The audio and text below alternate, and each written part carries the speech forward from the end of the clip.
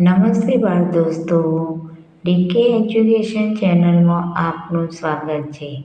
આજે આપણે ધોરણ 6ની સ્વ અધ્યયન પોથીના ભાગ 2માં સામાજિક વિજ્ઞાનમાં પાઠ 2 આદિમાનવથી સ્થાયી જીવનની સફરનું સોલ્યુશન જોઈશું. તે પહેલાં બાળ દોસ્તો, જો તમે આ ચેનલમાં નવા હોય તો ચેનલને લાઈક, શેર અને સબસ્ક્રાઈબ કરવાનું ભૂલતા નહીં. તો ચાલો સોલ્યુશન જોઈએ. નીચે આપેલા વિધાનોમાંથી યોગ્ય વિકલ્પ પસંદ કરી જવાબ આપો. પહેલું, જો તમે મધ્યપ્રદેશના પ્રવાસે જાઓ તો ત્યાં પ્રાકૃતિક રંગો વડે દોરેલા ચિત્રો કઈ ગુફામાં જોશો? તો જવાબ આવશે ભીમબેટકા. 2. આદિમાનવના રહેઠાણ, અનાજ અને ઓજારોના પુરાવા મળેલ સ્થળોમાંથી નીચેની કઈ જોડ સાચી નથી? તો જવાબ આવશે ડી. વાતાપી, ગુજરાત. 3. ઝાડના થડ અને લાકડામાંથી આદિમાનવ શું બનાવતા શીખ્યા હતા? તો જવાબ આવશે સી. ચક્ર. 4. આદિમાનવ માટે અગ્નિના ઉપયોગ બાબતે કયું વિધાન યોગ્ય છે?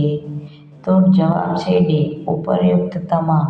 એટલે કે અગ્નિની મદદથી તેઓ માંસને શેકીને ખાતા, અગ્નિનો ઉપયોગ પ્રકાશ મેળવવા માટે કરતા, અગ્નિના ઉપયોગથી જંગલી પ્રાણીઓથી પોતાનું રક્ષણ કરતા. 5. પુરાતત્વશાસ્ત્રીઓએ શોધેલા સ્થળોમાં નીચેનામાંથી કોનો સમાવેશ થતો નથી? તો જવાબ આવશે ડી. પાવાગઢ. આદિમાનવો શિકાર કરવા માટે કયા હથિયારનો ઉપયોગ કરતા હતા? તો જવાબ છે ડી. ઉપર્યુક્ત તમામ. એટલે કે પથ્થરના હથિયારો, હાડકાના હથિયારો અને લાકડાના હથિયારો. 7. કૃષિ કાર્યમાં વપરાતા પથ્થરના તીક્ષ્ણ ઓજારો કયા સ્થળોથી મળી આવ્યા હતા? તો જવાબ આવશે સી. એ અને બી બંને. એટલે કે મેહરગઢ અને ઇનામ ગામ. પ્રાચીન સમયમાં ભારતનું સૌથી પ્રાચીન ગામ કયું ગણાતું હતું? તો જવાબ છે બી. મેહરગઢ. 9. આદિમાનવો કયા કારણસર ભટકતું જીવન ગાળતા? તો જવાબ છે સી. એ અને બી બંને.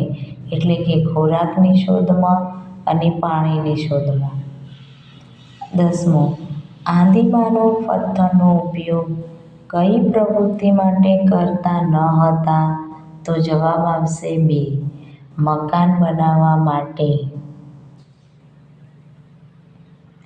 પ્રશ્ન 2. ખાલી જગ્યા પૂરો. પહેલી, આદિમાનવોના સમયને ખાલી જગ્યા યુગ તરીકે પણ ઓળખવામાં આવે છે. તો જવાબ આવશે પાષાણ. ચિરાંદ ખાલી જગ્યા રાજ્યમાં આવેલ સ્થળ છે. તો જવાબ છે બિહાર. મેહરગઢ હાલ ખાલી જગ્યા દેશમાં આવેલું છે. તો જવાબ છે પાકિસ્તાન. ઇનામ ગામ ખાલી જગ્યા રાજ્યમાં આવેલું ગામ છે. તો જવાબ છે મહારાષ્ટ્ર. આદિમાનવના જીવનમાં ક્રાંતિકારી પરિવર્તન ખાલી જગ્યાના ઉપયોગથી આવ્યું હતું. તો જવાબ છે અગ્નિ. પ્રશ્ન 3. ખરા ખોટા જણાવો. પહેલું, આદિમાનવ વૃક્ષની છાલ અને પ્રાણીઓના ચામડાનો શરીર ઢાંકવા ઉપયોગ કરતા હતા. સાચું. મધ્ય ભારતમાં વિંધ્ય પર્વતમાળામાં આદિમાનવની અનેક જગ્યાઓ મળી આવે છે. તો સાચું. હથિયારના ઉપયોગથી આદિમાનવના જીવનમાં ક્રાંતિકારી પરિવર્તન આવ્યું. સાચું. આદિમાનવો ગારા માટી અને ઘાસના મકાનો તથા પાકા મકાનોમાં રહેતા હતા. ખોટું. ઇનામ ગામમાંથી પથ્થરના તીક્ષ્ણ ઓજારો મળી આવ્યા હતા. સાચું. કોલ્હીહવા હાલ મહારાષ્ટ્ર રાજ્યમાં આવેલું છે. તો ખોટું. પ્રશ્ન 4. જોડકા જોડો. એ. જવાબ અને બી. તો લોગણજ. તો જવાબ આવશે ડી. મહારાષ્ટ્ર. જવાબ આવશે ડી એટલે કે પહેલું છે લોગણજ તો જવાબ આવશે ડી. ગુજરાત. બીજું છે ભીમબેટકા તો જવાબ આવશે સી. મધ્યપ્રદેશ. ત્રીજું છે કોલ્હીહવા તો જવાબ આવશે એ. ઉત્તર પ્રદેશ. ચોથું છે ચિરાંદ તો જવાબ આવશે એ.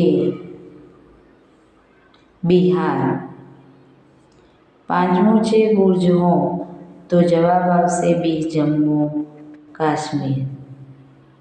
પ્રશ્ન 5. નીચે આપેલા વિધાનોમાંથી ખોટું શબ્દ છે કે વિધાન ખરું બનાવો. પહેલું. આદિમાનવો એટલે ખૂબ જ જૂના સમયના માનવો. નવા. ખોટું છે. જંગલી પ્રાણીઓથી પોતાનું રક્ષણ કરવા આદિમાનવો પ્રાકૃતિક ગુફામાં રહેતા. આધુનિક. ખોટું. પ્રાચીન સમયમાં મહેરગઢને ભારતનું સૌથી પ્રાચીન ગામ ગણી શકાય. ઇનામ ગામ. ખોટું.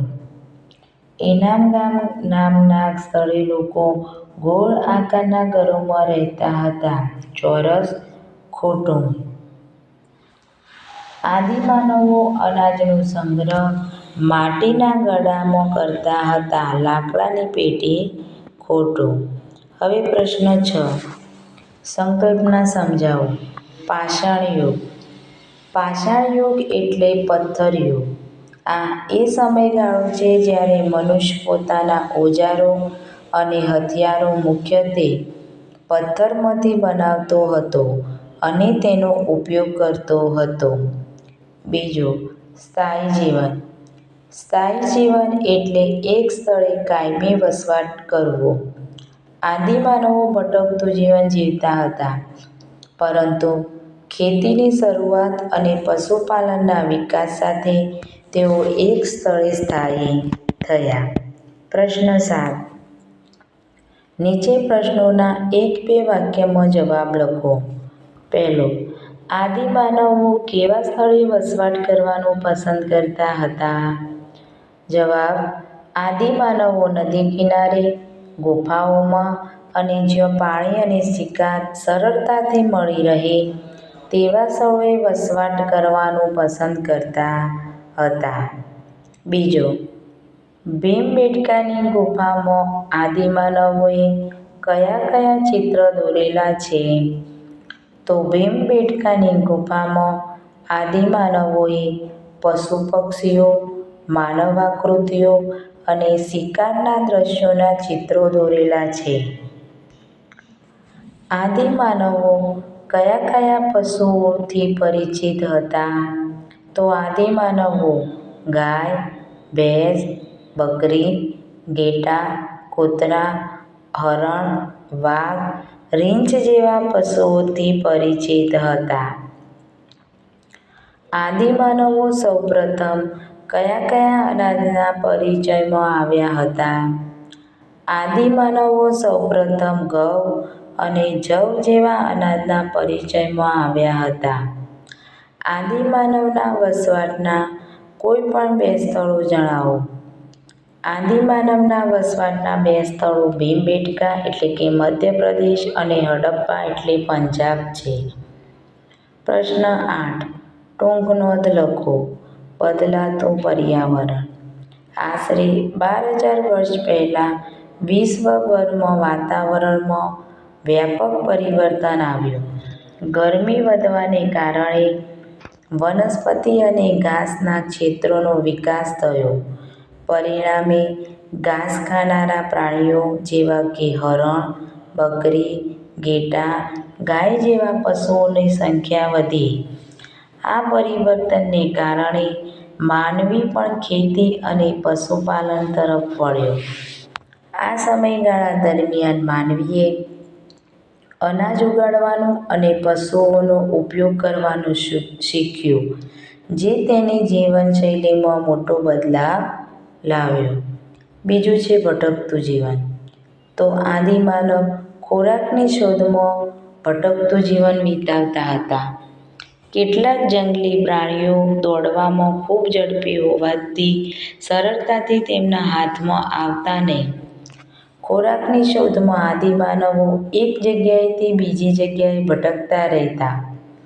હરણ, ઘેટાં-બકરા જેવા પ્રાણીઓને સરળતાથી મારી શકાતા હોવાથી આદિમાનવો તેને શોધવા એક જગ્યાએથી બીજી જગ્યાએ ભટકતા રહેતા હતા. પ્રશ્ન 9. નીચેના પ્રશ્નોના મુદ્દાસર જવાબ લખો. આદિમાનવો અગ્નિનો ઉપયોગ કયા કયા કાર્યો માટે કરતા હતા? તો પહેલું, પ્રકાશ મેળવવા.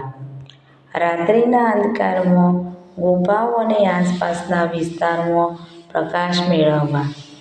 હિંસક પ્રાણીઓથી રક્ષણ મેળવવા. જંગલી અને હિંસક પ્રાણીઓને દૂર રાખવા માટે. ઠંડીથી રક્ષણ મેળવવા. શિયાળામાં અથવા ઠંડા વિસ્તારોમાં ઠંડીથી બચવા માટે. ખોરાક શોધવા. શિકાર કરેલા પ્રાણીઓના માંસને શેકીને અથવા રાંધીને ખાવા માટે.